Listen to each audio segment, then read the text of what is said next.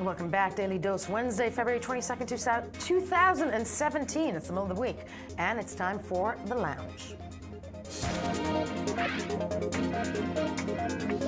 With me, luckily for me, i24NEWS culture correspondent Maya Margit. Hello. Hello. And as you've seen, it is Wednesday. It's the day of the week that I think everybody hates, don't you? Hump day, yeah. Thank you. It's Hump like in Yiddish, one would say, nicht daher und nicht daher. Okay. You know? It's like, yeah, whatever you say.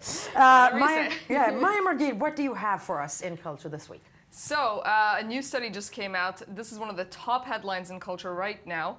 Women protagonists in film, leading the pack in 2016.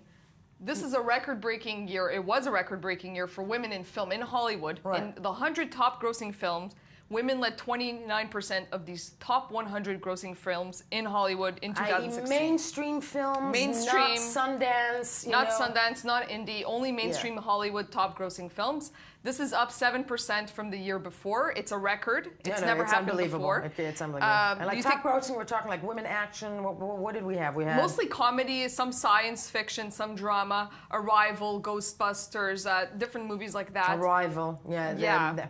And then directors, on the other hand, almost no female directors. 7% of top grossing films were led by females. Female directors, only 7%.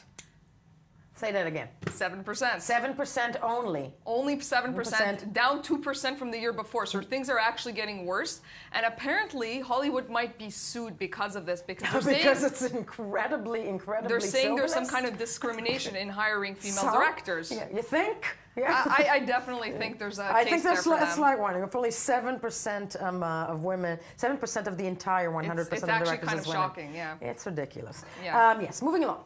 Moving along, South African photographer Roger Ballen, one of the most famous photographers in the world. He's known for his very dark aesthetic, kind of creepy-looking photographs and images and videos. All the stuff you like. All the stuff we like to look at. Okay. I enjoyed anyway. And he was in Israel? He was in Israel for a new exhibition, a new project. Okay, well, first of all, let's take a look at what this new project was, and then he'll tell us how incredibly personal you got with him. Let's take a look.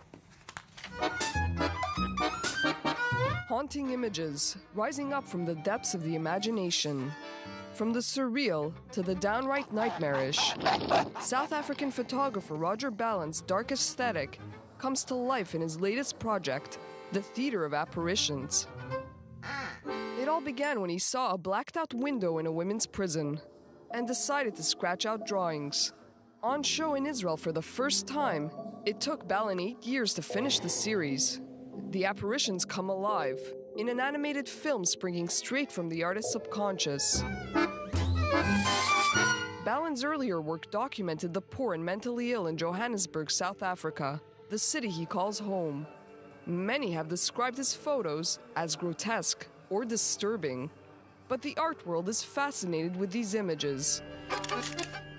In fact, Ballen is one of the most collected photographers alive. One of the things that shot him to stardom, the music video, I Think You Freaky.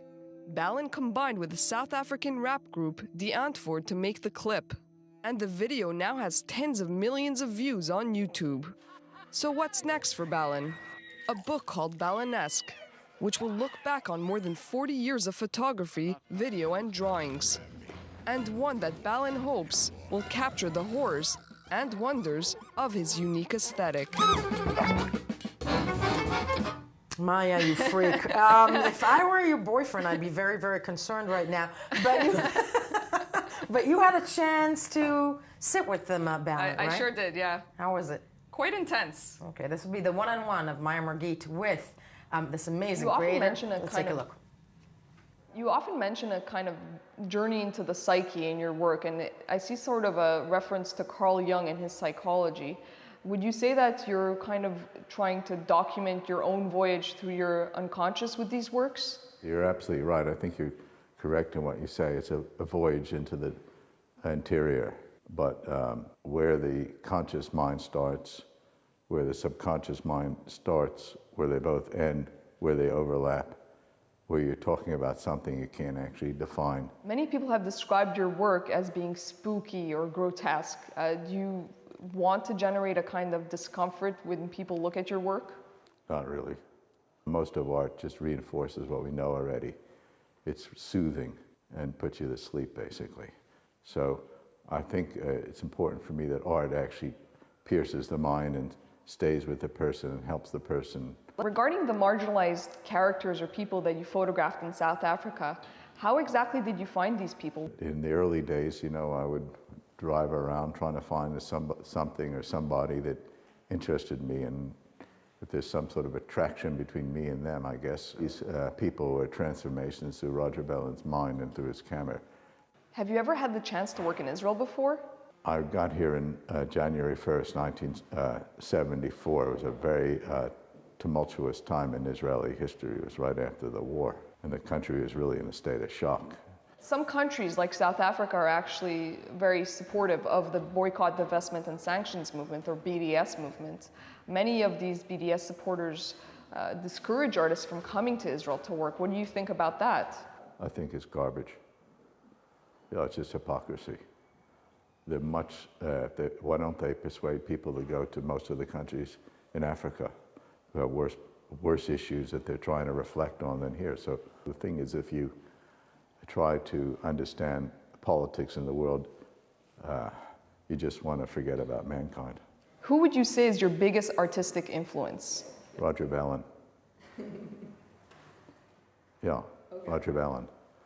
You learn from what you do. And there's no better person to learn from what you do than yourself. Now, Maya, how long has Ballen been creating? 4 decades. 4 decades, much longer than us. Thank you. We'll be right back with the news.